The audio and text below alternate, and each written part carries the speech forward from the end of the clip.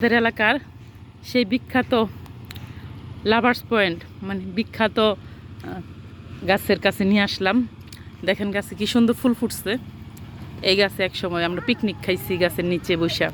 অনেকে পুরনো কিছু স্মৃতি আছে।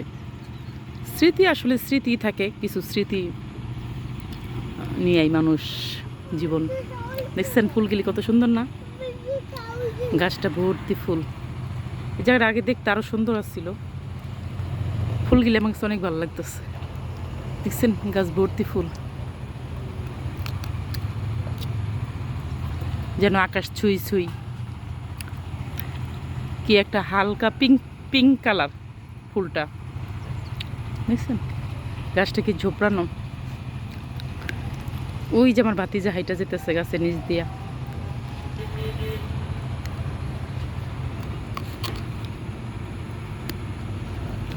এই গাছের নিচে কত নাচছি গাইছি,